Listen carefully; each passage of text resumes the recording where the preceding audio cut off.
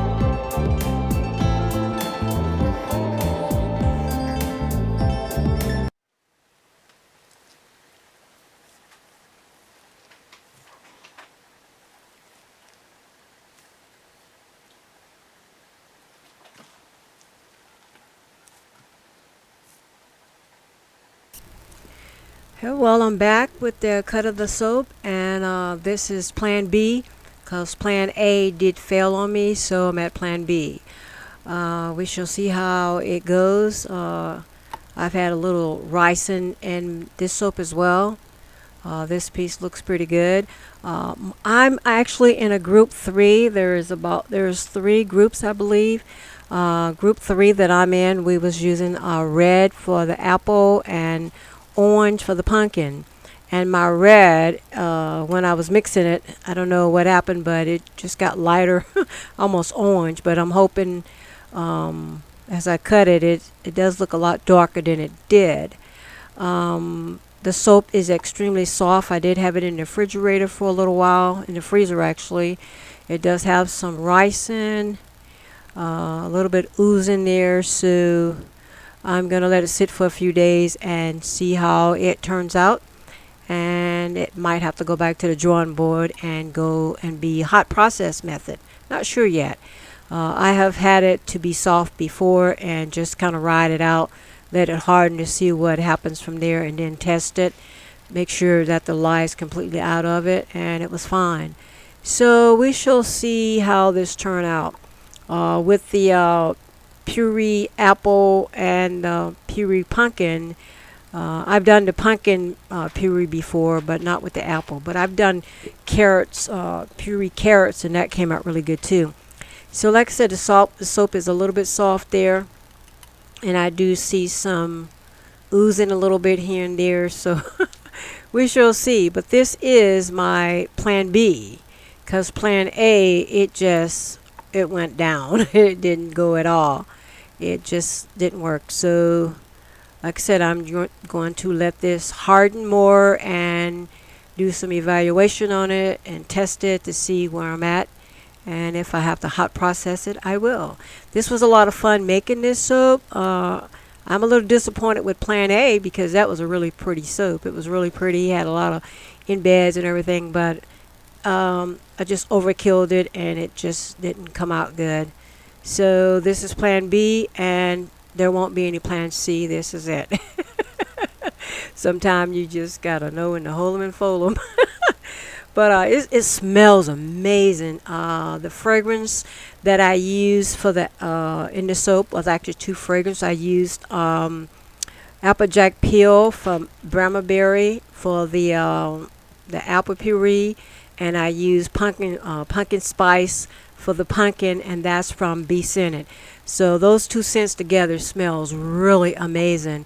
It just smells so fall. I just remind you of Thanksgiving and all the fall fest. It just smells really good. So I'm liking the smell, and I actually like the top.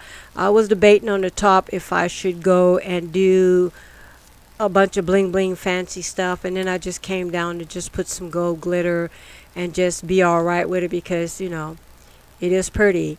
I was really wanting to really get at it because, like I said, there's 65 other international all-around soap, amazing soap makers that's participating. Yeah, there's a lot of ooze in there too.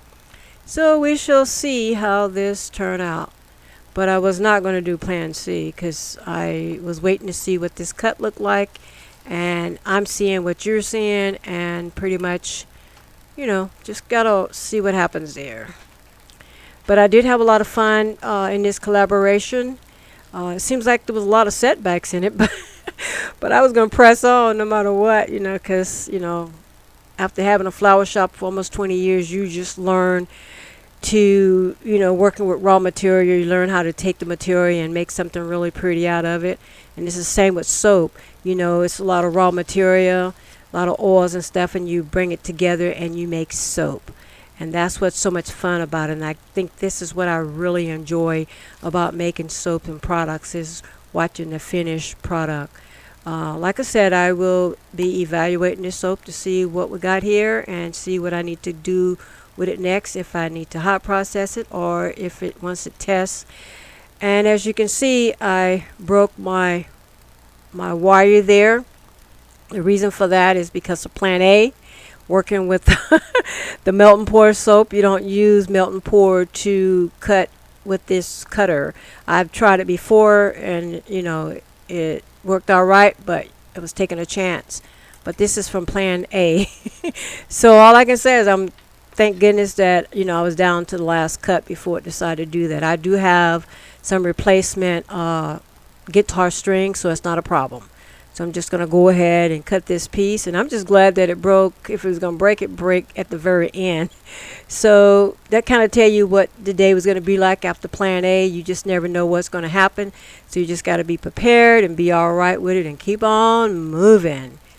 Okay.